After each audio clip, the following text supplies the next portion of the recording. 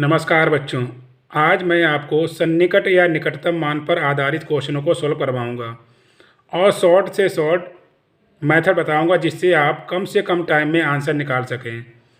ना एक जोड़ना बताएंगे ना एक घटाना बताएंगे, आप देखेंगे और तुरंत ही उसका आंसर बता देंगे कि इसका आंसर कितना होगा। तो आइए एक एक करके क्वेश्चन को सॉल्व करते हैं और देखते हैं कि हमारा आंसर कितनी जल्दी आ जाता है।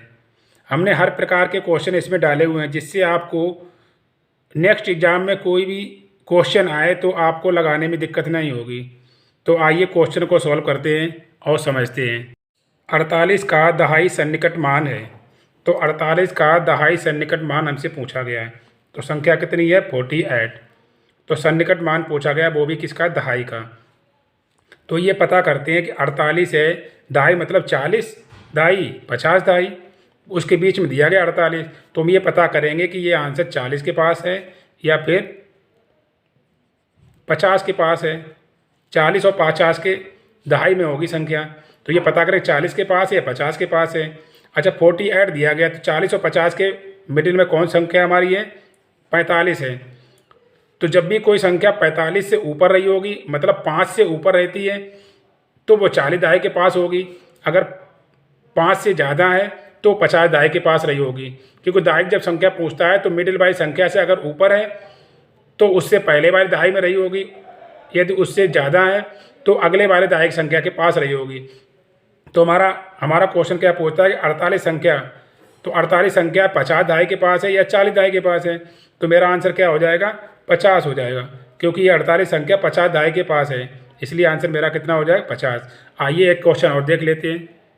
126 तथा 311 का दहाई सन्निकट मान का योग है। तो संख्या हमारी कितनी है? 126। 126 में दहाई अंक कितना है हमारा? इकाई दहाई, इसका मतलब दहाई अंक कितना है? 26। तो ये पता करेंगे 26 है किस दहाई के पास है। तो ये दहाई मतलब 20 है ये और 30। एक 26 संख्या 20 और 30 के पास में है। तो ये पता करेंगे ये 20 दहाई के पास में या 30 दहाई के पास में। तो हमने बताया था इनके बीच में संख्या कौन सी है? 25। तो ये 25 से ऊपर है या 25 से नीचे है 26 संख्या? तो ये क्या 25 से ऊपर है? 25 से ऊपर है, इसका मतलब वो 30 के क्लोज रही होगी। जब 30 के क्लोज रही होगी तो इसका मेरा आंसर कितना आ जाएगा? 130। ये दहाई का सन्निकट मान आ गया। इसी प्रकार क्या 311 के देख लेते हैं। 311 में दहाई अंक संख्या कौन सी है? 11। तो ये 11 देखते हैं कि 10 दहाई के पास में या कितने 20 दहाई के पास में। इसके मिडिल में कौन संख्या है हमारी? 15। तो 11 जो है वो 15 के 10 के क्लोज में है या 20 के क्लोज में। हमने बताया था 15 से ज़्यादा है तो 10 के दहाई में होगी, 15 से कम है तो 10 के दहाई में होगी, 15 से ज़्यादा है तो वो 20 के दहाई में होगी। तो ये किसके क्लोज में? 10 के क्लोज में, इसलिए 10 दहाई के क्लोज में होगी। तो ये 311 का दहाई अंक कितना हो जाएगा? 310। तो दोनों का योग पूछा गया, तो 130 और प्लस 310 का योग कितना हो जाएगा? 440। तो ये हमारा आंसर आ गया। इसी पर एक क्वेश्चन और देख लेते हैं। 4644 तथा 5654 का निकटतम सैकड़ा मान का अंतर है। तो निकटतम सैकड़ा मान हमें पता करना होगा। निकटतम का है या सन्निकट का, एक ही बात होती है। तो सैकड़ा मान पूछा तो इकाई दहाई सैकड़ा, इसका मतलब 644, 6 सैकड़ा और 7 सैकड़ा के बीच में ये वैल्यू है। तो हम ये पता करेंगे 644 से 600 के क्लोज में है या 700 के क्लोज में है। तो 44 का मतलब 50 से कम होगी तो वो 600 के क्लोज में होगी, 50 से ज़्यादा होगी ये संख्या तो क्या 700 क्लोज होगी। तो 50 से कम, इसलिए मेरा आंसर कितना हो गया? 6 सैकड़ा हो गया। इसी प्रकार अगला एक और देख लेते हैं, ये वाला 5654।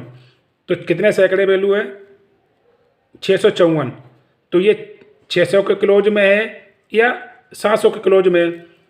तो हम ये देखते हैं दहाई वाली संख्या कितने 50 से ज़्यादा है तो क्या 7 के क्लोज में होगी। 50 से कम होती तो 600 क्लोज में होती, 50 से ज़्यादा ये 7 के क्लोज में होगी। तो इसलिए मेरा आंसर कितना सैकड़ा हो गया? 700 सैकड़ा।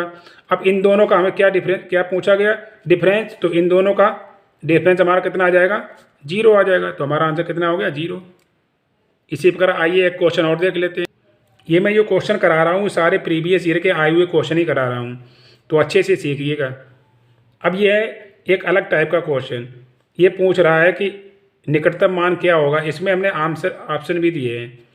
तो ये कह रहा है कि 7.1 3.85 अपॉन 9.09 का सबसे निकटतम मान बताइए।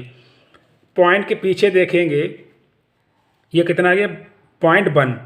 तो 0.1 का मतलब होता है 10, मतलब इसके पीछे 10 रहा होगा ये। तो हम ये देखते हैं कि 7.1 मल्टीप्लाई 3.85 अपान कितना दिया गया, 9.09। अब 7.1 दिया गया। ये पॉइंट के बाद में अगर संख्या 50 से ज़्यादा है पीछे, मतलब 5 से ज़्यादा है, तो यहाँ पे इसका मतलब वो क्या 8 के क्लोज में रही होगी। अगर 5 से कम है तो क्या 6, तो वो 7 के क्लोज में रही होगी। तो इसलिए हमारा ये क्या हो जाएगा, ये 1 है तो 5 से कम है, इसलिए मेरा का आंसर कितना है, ये 7 हो जाएगा। ये कितना है, 3.85। तो ये क्या है, 5 से ज़्यादा मतलब 50 से ज़्यादा है, इसलिए क्या 4 के क्लोज में रही होगी। नीचे कितना दिया गया, अपान 9.09 09 मतलब क्या दिया गया, ये 1 से भी कम है, तो इसलिए क्या है, ये तो 5 से कम ही है मतलब ये। तो इसका मतलब ये क्या हो जाएगा, हमारा नीचे 9 ही हो जाएगा। तो आंसर हमारा कौन सा मैच कर रहा है, 7 × 4 अपान 9, 7 × 4 अपान 9। तो आंसर हमारा कितना मैच कर रहा है, डी ऑप्शन। तो आइए एक क्वेश्चन और देख लेते हैं इसी प्रकार।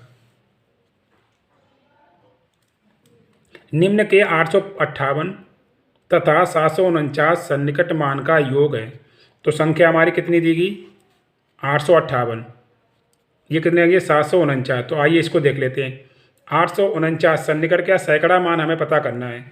तो ये संख्या जो होगी वो 800 और 900 के बीच में है।